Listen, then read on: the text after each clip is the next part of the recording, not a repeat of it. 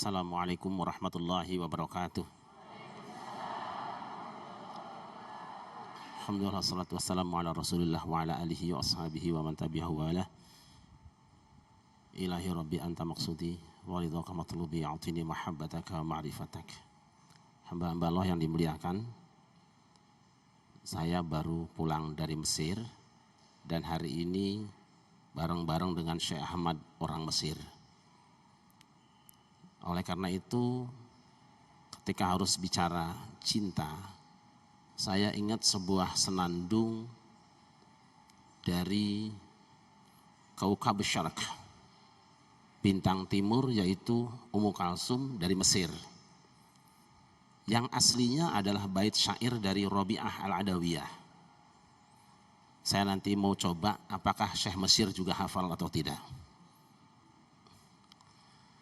عرفت الهوى مذ عرفت هواك وأغلقت قلبي عمن عداك عرفت الهوى مذ عرفت هواك وأغلقت قلبي عمن عداك وكنت أناجيك يا من ترى خفايا القلوب ولسنا نراك وكنت أناجيك يا من ترى خفايا القلوب ولسنا نراك. Nanti kita lanjut. Araftul hawa, telah ku kenal cinta.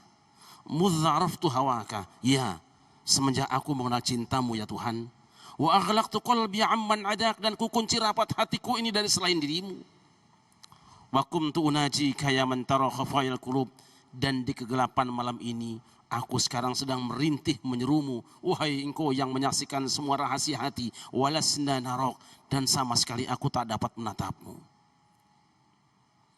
أحبك حبين حب الهوى وحبا لأنك أهل لذاك فأما الذي هو حب الهوى فشغلي بذكرك عمن سواك وأما الذي أنت أهل له فكشفك للحجب حتى أراك فلا الحمد في ذا ولا ذاك لي ولكن لك الحمد في ذا وذاك ولست على الشجو أشكو الهوى رضيت بما شئت لي في هواك. Bareng Araf ala syarah hafal.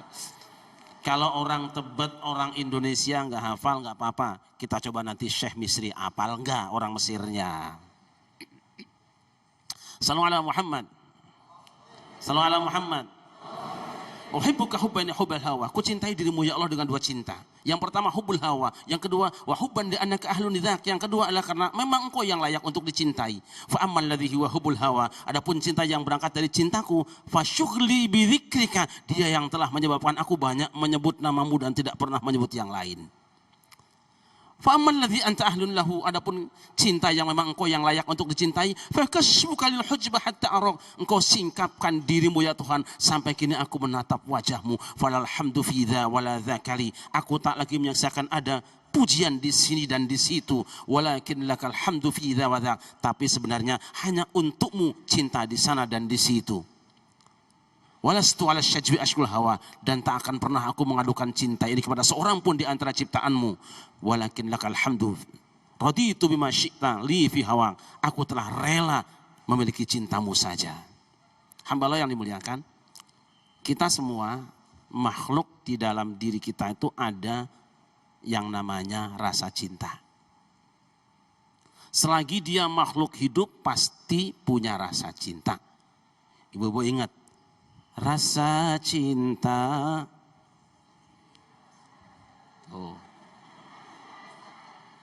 pada makhluk sejak lama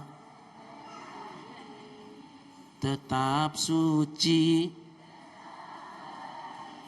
takkan hilang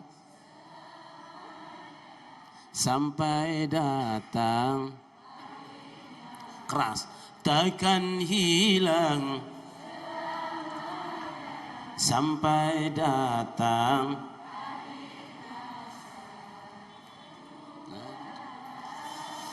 Aduh, hamba Allah, cinta indera kita adalah stasiun cinta. Mata punya cinta, hidung punya cinta, mulut punya cinta, tangan punya cinta, farji punya cinta. Boleh? Boleh. Cinta itu indah.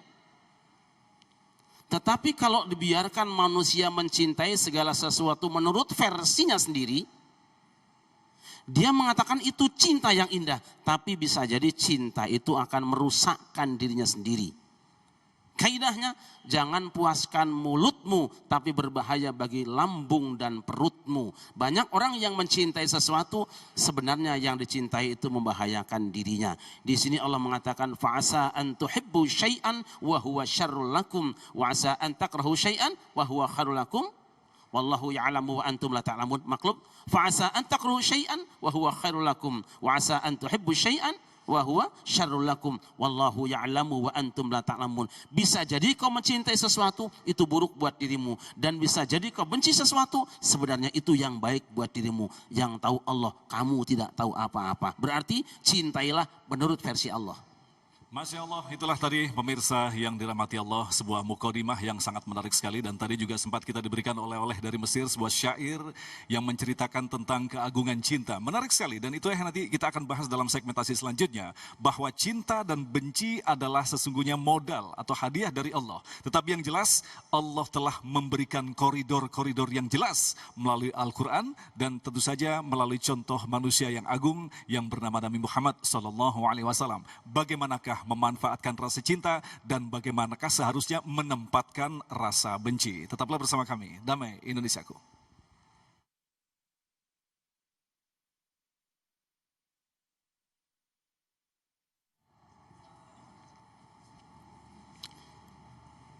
Ketika orang mencintai sesuatu atau seseorang, pasti ada alasan mengapa dia mencintainya. Dan alasan itu bisa jadi berbeda dengan yang lainnya. Mana faktanya? Bedanya pilihan. Ketika seseorang mencintai lagu keroncong misalnya, dia punya alasan. Mungkin adem di hati. Tetapi ketika orang lain tidak menyukainya dan beda dengan dirinya, jangan disalahkan. Dia punya cara pandang sendiri tentang lagu tadi. Seorang pria mencintai wanita pasti ada alasannya, dan alasan seorang pria yang satu berbeda dengan pria yang lain. Buktinya mana? Ketika milih istri tidak sama. Ada yang milihnya itu wanita yang kurus. Tapi aneh, ada pria yang mengatakan aneh yang pertama tadi. Kok ada yang senangnya wanita gemuk? Pasti punya alasan. Silahkan alasan-alasan tadi kau pergunakan. Silahkan kau cintai yang kurus kalau dalihnya itu untuk ngirit bahan pakaian. Silahkan kau cintai yang gemuk kalau dalihnya itu persiapan nanti kalau ada yang nabrak supaya nggak roboh. Silahkan. Tetapi versi-versimu itu bukan ukuran bahagia. Jika engkau ingin bahagia dengan istrimu, versinya kau mesti ikut yang tahu rahasia bahagia. Kata Nabi, tungkahul mar'ah li arba'. Wanita umumnya dinikahi karena 4. Ada orang salah paham. Nikahilah wanita dengan 4. Bukan. Umumnya tungkahu itu fi'il mudhari'. yang bisa menunjukkan pada tradisi. Umumnya manusia ketika akan menikahi wanita itu pertimbangannya 4. Ada yang karena hartanya, ada yang karena wajahnya, ada yang karena keturunannya, ada yang karena agamanya. Anehnya oleh Nabi, yang disebut terakhir justru agamanya. Ahlan wa sahlan, sesepuh kita semua di sini. Yang disebut terakhir itu agamanya. Tapi Nabi mengingatkan, pilihan-pilihan ini ada semua. Fadfar bidzatiddin. Pilih wanita dasarnya agama. Kalau pilihannya agama, jelek wajahnya, kurang sedikit hartanya, kurang baik turunannya. Kalau sudah agamanya, taribat yadak, bahagia dirimu. Beruntung tanganmu, kau memegang sesuatu yang membahagiakan kamu. Tapi umumnya kita kurang mau dan tidak mau mencintai wanita yang seharusnya dicintai menurut versi Allah. Sok puntenlah kaum bapak, waktu nikah dengan istri kita dulu tuh pertimbangannya agamanya apa wajahnya? Jujur, ayo. Saya tanya Mas Agung, mumpung beliau ada di sini. Wajah apa agama? Ngaku toh? MCD ngaku. Bahwa misalnya agamanya bagus, wajahnya cantik, itu anugerah dari Allah. Tapi kalaupun ada agamanya bagus, wajahnya jelek, itu nasibmu.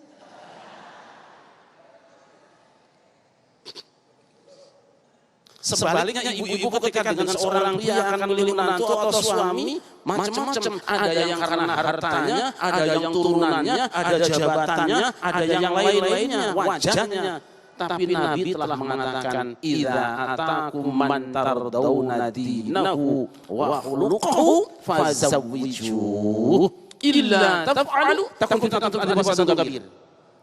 Jika ada seorang pria yang datang ke rumahmu melamar anak perawanmu sing ayu, dan laki-laki itu sudah baik agama dan akhlaknya, cepat kawinkan ia, jangan menunda waktu. Sebab apa? Jika tidak, kata Nabi, takun fitnatun fil ardi, akan banyak persoalan kekacauan di kehidupan bumi ini, wa fasadun kabir, dan ada kerusakan yang besar. Kekacauan Indonesia sebagiannya karena ibu-ibu memilih menantu pertimbangannya harta, bukan cinta karena Allah. Milih pemimpin, macam-macam pertimbangannya. Ada yang dia kan jenderal, gagah, memang tugasnya nembakin rakyat. Ada yang milih dia kan polisi, memang tugasnya bermaling. Ada juga yang wani piro.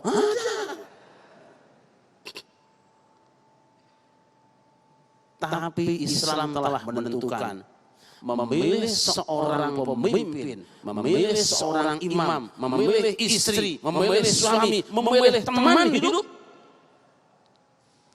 dasarnya adalah cinta karena Allah. Siapa mereka? Orang-orang yang dalam dirinya ada nama Allah. Hatta tinggal di Jakarta atau meninggalkan Jakarta, pertimbangannya harus jalannya Allah. Nabi ketika meninggalkan kota Mekah, nengok dulu. Wahai Mekah, sungguh engkau adalah negeri yang paling dicintai Allah. Aku sangat sayang dengan kamu. Kalaulah bukan karena aku diusir oleh kaumku, dan kalau bukan karena perintah Allah, aku tidak akan pernah meninggalkan kamu. Rasul pamitan meninggalkan Mekah, bercucuran air mata, cintanya dengan kota Mekah, tetapi cintanya harus ditinggalkan demi ayat Allah. Kalau harus hijrah, hijrahlah semata-mata karena Allah. Nabi Musa tinggal di Mesir, hijrah ke Madian. Apa dasarnya? di samping lari karena ada ancaman Fir'aun, ini adalah perintah Allah. Nabi Lut kabur, dia tinggalkan istrinya yang membangkang. Kenapa? Muhajirun Allah, hijrah kepada Allah. Kanjeng Nabi Ibrahim muhajirun ila Rabbi, berpisah dengan keluarganya semata-mata karena ada perintah Allah. Cintai Allah di atas yang lainnya. Lihat Kanjeng Nabi Ibrahim. Ketika dia berdakwah kepada ayahnya, saya tidak akan mempermasalahkan tentang makna bapak di sini karena masalahnya panjang dan kita gunakan istilah yang ada saja. Dia dakwah kepada orang tuanya karena perintah Allah. Apa ancaman? Antahila arjumannaka wahjurni madiya. Kalau kamu tidak menghentikan dakwahmu wahai Ibrahim, la arjumannaka, kurajam kamu sampai mati. Wahjurni maliya, pergi tinggalkan aku seorang diri, tidak usah pulang-pulang. Lihat Ibrahim, dia diusir meninggalkan ayahnya, walaupun dia tetap santun dengan ayahnya. Apa buahnya? Falamma i'tazalahum wa ma ya'buduna min dunillah wa habna lahu Ishaq wa Yaqub wa kullan ja'alna nabiyya. Ketika Ibrahim meninggalkan semuanya itu dan meninggalkan semua yang disembah selain Allah semata-mata karena Allah, aku beri anugerah dua, kata Allah. Wahabna lahu Ishaq wa Yaqub, aku beri keturunan yang hebat, Ishak dan Yakub, dan dua-duanya adalah nabi, belum lagi Ismail dan turunannya. Bayangkan tegasnya hijrah karena milih cinta dengan Allah. Dia tinggalkan ayahnya, dia tinggalkan keluarganya, dia tinggalkan kampung halamannya, turunannya menjadi orang-orang yang soleh. Hasbunallah. Masya Allah, pemirsa yang dirahmati Allah, itulah tadi sesungguhnya agama Islam tidak menyulitkan. Kalau kita menggunakan bahasa yang sangat gampang, cukup ikut Allah, biarlah Allah yang mengatur. Disinilah kita mendapatkan sebuah pelajaran penting bahwa ketika kita bersahadat, ketika kita mengaku beriman, ternyata tidak sesederhana itu. Allah akan menguji dengan cinta-cinta yang diberikan kepada kita. Salah satunya cinta kepada dunia atau bahkan cinta kepada Allah sendiri. Nah, ketika orang sudah sampai cinta kepada Allah, lantas bagaimanakah memupuk rasa cinta ini? Insya Allah kita akan selesaikan dalam segmentasi selanjutnya. Damai Indonesiaku.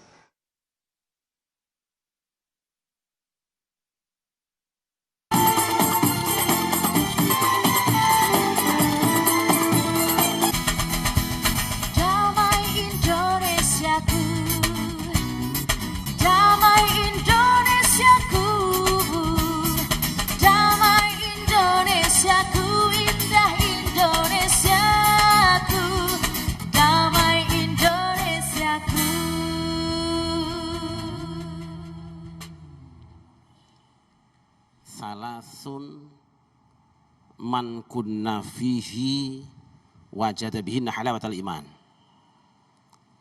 Ana telu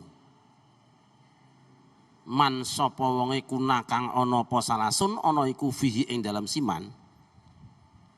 Ada tiga perkara, siapa yang ada ketiganya dalam dirinya ini, wajada nemoni sapa siman bihinna kelawan salasun halawatal iman ing legine iman.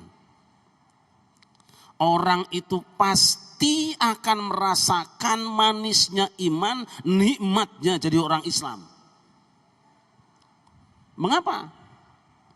Jam 4 pagi enaknya tidur. Kok sholat subuh? Pahit. Sholat subuh itu pahit. Punya uang banyak, enaknya ke mall. Ini kok malah suruh setor ke Baitul Mall. Pahit. Punya duit banyak, enaknya jalan-jalan ke Eropa. Ini kok malah suruh naik haji. Pahit. Semua ibadah akan terasa pahit dan bisa berubah menjadi manis. Syaratnya 3. Nun sewu nih, tadi kopinya terlambat dan kurang panas kopinya. Salat jadi nikmat, zakat jadi nikmat, puasa jadi nikmat, tahajud jadi nikmat, naik haji jadi nikmat, dan ketagihan lagi. asal ada 3. Apa? Yang pertama, ayyakunallahu wa rasuluhu ahabba ilaihi mimma siwahuma. Hendaknya Allah dan Rasulnya lebih dia cintai daripada selain keduanya. Cinta istri, boleh, sering saya bilang. Mungkin hasil rebutan dengan teman SMA. Tapi kalau mencintai istri mengalahkan cinta pada Allah dan Rasulnya, sangat berbahaya. Cinta suami, boleh. Mungkin hasil jebakan hansip karena nggak kawin-kawin. Tapi cinta pada suami berbahaya jika mengalahkan cinta pada Allah dan Rasulnya. Hambalah yang dimuliakan. Yang kedua juga cinta. Wa ayyuhibbal mar'a la yuhibbuhu illa lillah. Kalau orang ingin nikmat sholatnya, nikmat ibadahnya, manis imannya, ketika dia mencintai seseorang, cintanya itu dasarnya karena Allah. Jadi lihat dulu, di orang itu ada nggak jalan keriduan Allah? Saya tanya sekarang, untuk mencapai keriduan Allah itu jaraknya lebih dekat bergaul dengan orang kaya apa dengan orang miskin? Allah sendiri dalam hadis qudsi mengatakan, ana indal munkasirati qulubuhum, aku di sisi orang yang remuk hatinya. Kalau begitu sebenarnya Allah di samping orang kaya apa orang miskin?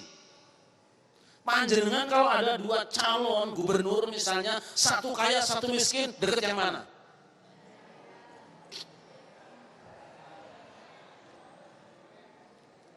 Lihat, kalau si kaya yang dalam dirinya ada jalan keriduan Allah, dekati dia. Kalau si miskin, dia menjadi jembatan keriduan Allah dan lambang cinta kepada Allah, dekati dia. Tidak ada urusannya kaya atau miskin. Cintai siapapun, suamimu, istrimu, anakmu, karena Allah. Orang yang mencintai karena Allah pasti bahagia. Wa ayakraha ayyauda fil kufri kama yakrahu ayyuqdhara finnar. Dan yang ketiga, kalau ingin nikmat ibadah manis iman, hendaknya dia tidak suka dengan kekufuran sebagaimana dia takut masuk neraka. Jadi kalau akan melakukan perbuatan dosa, yang terbayang nerakanya, bukan enaknya. Yo, ketika orang akan berzina, kira-kira kalau terbayang neraka jadi enggak? Begitu akan zina, tiba-tiba neraka di dekat nih, jadi enggak? Kebanyakan ketika akan zina, hilang nerakanya yang muncul.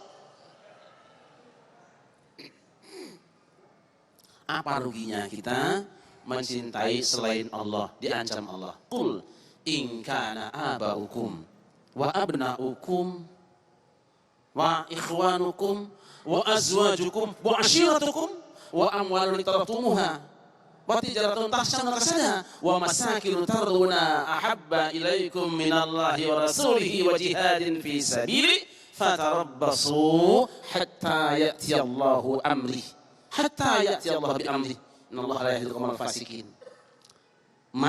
Muhammad bilangin sama orang yang ngaji di TV One, kasih tahu sama orang Tebet, jangan peduli kiai, ustadz, buajingan, ajengan, kasih tahu. Hei kamu semua, jika bapakmu yang suka kamu pamer nasabnya itu, wa abnaukum dan anak-anak kamu yang suka pamer prestasi dan kecantikannya itu, yang kamu banggakan penampilannya itu, wa ikhwanukum dan saudara-saudaramu yang suka kamu aku-akui, dia kaya itu kakakku, kerabatmu, hartamu, daganganmu yang kamu kumpulkan pilih untung, termasuk rumah yang kamu hias seindah-indah sampai puas hatimu, kalau semua itu lebih kamu cintai minallahi wa rasulih, daripada Allah dan Rasulnya, wa jihadin fi sabili, dan berjuang di jalannya, bilangin fatarabbasu, tunggonono, silahkan tunggu, kamu sengsara, hatta ya'ti Allahu bi amri, sampai Allah datangkan perintahnya, silahkan kau cintai dunia, tapi ingat, satu saat kau akan meninggalkannya. Sekarang atau lusa, tua ataupun muda, yang pasti kau akan mati juga. Begitu kata orang Roma. Hamba yang dimuliakan, yuk belajar latihan dikit-dikit. Dikit-dikit. Karena kebanyakan kita biasanya lebih senang yang enak di lidah. Tidak taunya pas masuk di perut, mules. Begitu dibuang, perih. Ini dunia, ini kubur, ini akhirat.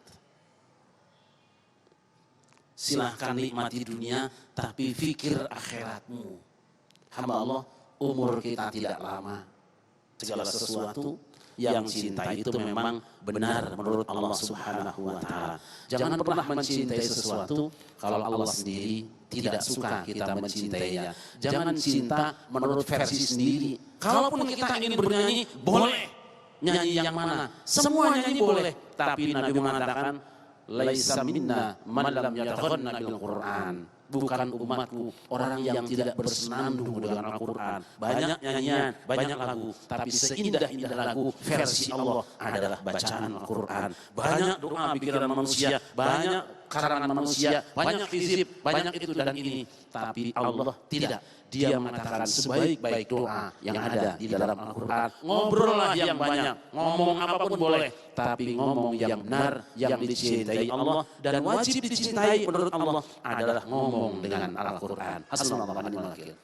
Baik pemirsa yang dirahmati Allah, untuk memperdalam tema kita tentang cinta dan benci karena Allah, kami persilakan pemirsa dari rumah untuk membuka surah Az-Zukhruf, yaitu surah 43 di ayat 26 hingga 27 yang nanti insya Allah kita akan tadabbur bersama Syekh Ahmad Al-Misri selepas pesan-pesan berikut ini. Damai Indonesiaku.